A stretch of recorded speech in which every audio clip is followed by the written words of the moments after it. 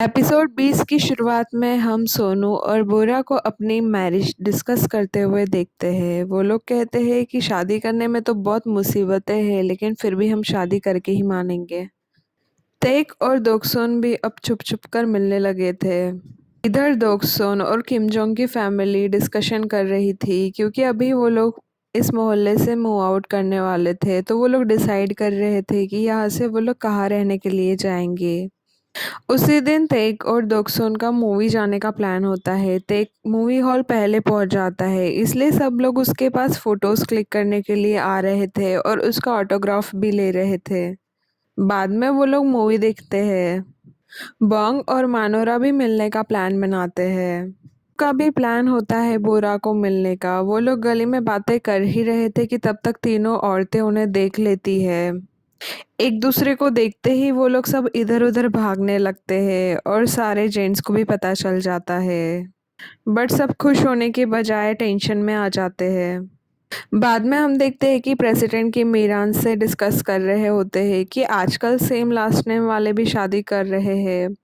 बोरा और सोनू दोनों का ही लास्ट नेम सुंग होता है और इसलिए उनकी शादी से सबको प्रॉब्लम थी, क्योंकि ये शादी कोरिया में लीगल नहीं मानी जाती। इधर सभी फ्रेंड्स देख के रूम में है और ये सब भी यही डिस्कशन कर रहे थे कि जल्दी से लॉ चेंज हो जाएगा तो फिर इस शादी से किसी को कोई प्रॉब्लम नहीं होगी। और सोनू तो बहुत ही कॉन्फिडेंट है कि वो तो शादी करके ही मानेगा। रात को सोते वक्त दोक्सुन बोरा से कहती है कि वो स्ट्रांग रहे और वो उसके साथ है। उधर बोंग और मानोरा दोनों डेट पर होते हैं। वो लोग मानोरा के शॉप के आगे से निकलते हैं। उन्हें मानोरा के पापा भी देख लेते हैं, बट वो लोग एक दूसरे से बात नहीं करते। बोंग को तो पता ही नहीं होता है कि वो मानोरा की शॉप थी। थोड़ी आगे जाकर मानोरा कुछ सोचती है और वापस शॉप पर आ जाती है। वो बोंग को अपने पापा से मिलाना चाहती थी। वो बोंग को इंट्रोड्यूस कराती है। जल्दी बोंग अपनी बातों से उसके पापा को इम्प्रेस कर लेता है। बाद में बोंग अपने पेरेंट्स को कहता है कि अब वो बार एग्ज़ाम नहीं देना चाहता, वो खुद के लिए कुछ सोच रहा है, तो अब वो वही करेगा। और मीरान इस चीज़ से काफ़ी दुखी है, इसलिए वो अपना दुखड़ा दोक्सुन की मॉम के पास रोती है। और बाद में वो उन्हें समझाती भी है कि सुनो अच्छा लड़का है और जल्दी लॉ चेंज हो जाएगा, तो उन दोनों की शादी करा देनी चाहिए। फिर सोनू भी अपने पेरेंट्स से परमिशन मांगता है शादी के लिए। वो उन्हें बताता है कि वो बोरा को 6 साल से डेट कर रहा है और वो बोरा के लिए बहुत सीरियस है।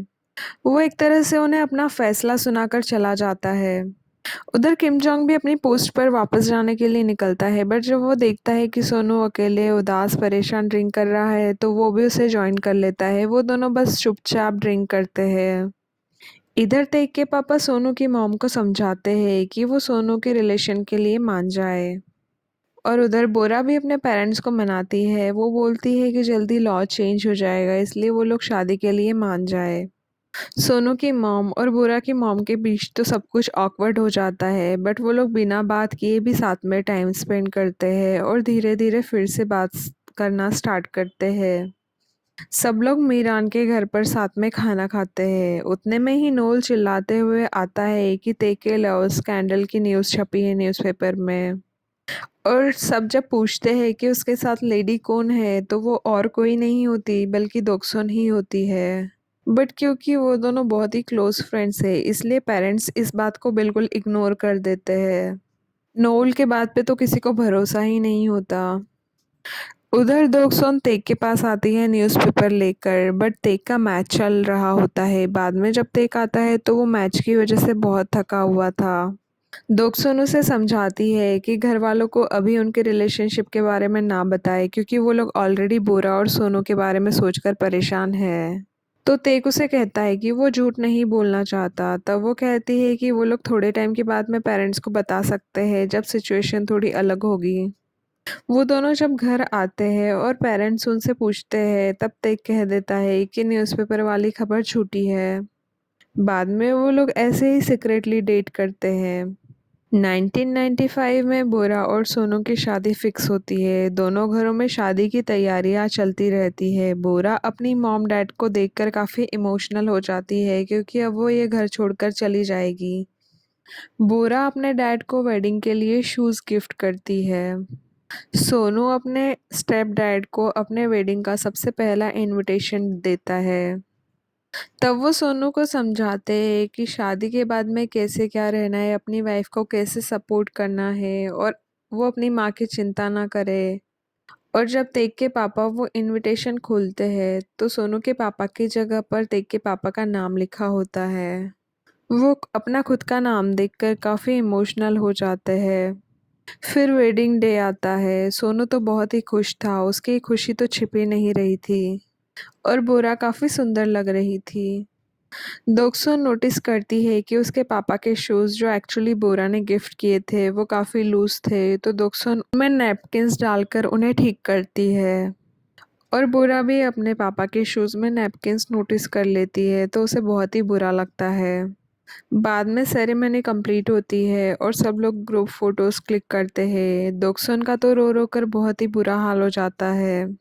सब कुछ खत्म होने के बाद सोनू और बोरा हनीमून पर जाते हैं। बोरा जाने से पहले अपने पापा को एक लेटर देकर जाती है। जब बोरा अपना पर्स खोलती है तो वो देखती है कि उसमें उसके पापा का दिया हुआ एक लेटर था।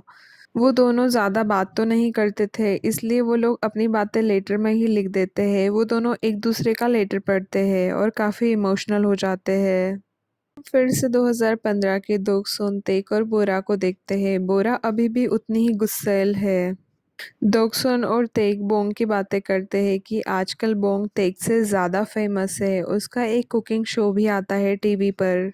और हम फ्लैशबैक देखते हैं। तेग के पापा और सोनू की मॉम उस मोहल्ले से सबसे पहले मूव आउट करते हैं। उसके बाद दोरंग की फैमिली वहाँ से चली जाती है और नेक्स्ट किम जोंग की family.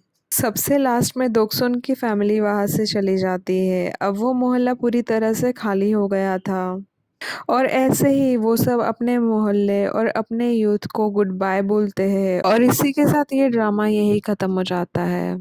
Thank you for watching. If you liked what you saw, make sure to subscribe for more content.